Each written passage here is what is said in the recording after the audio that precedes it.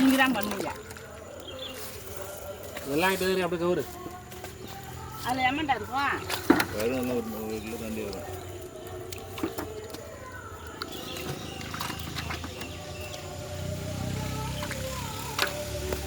அப்படி கவுத்துலாம்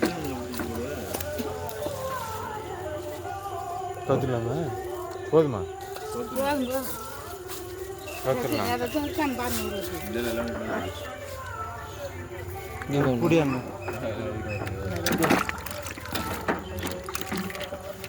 அலசல்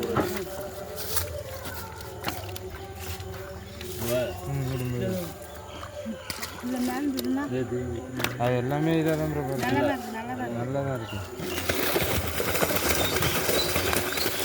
ஒரு மீன் இருந்தாங்க. இல்லை இல்லை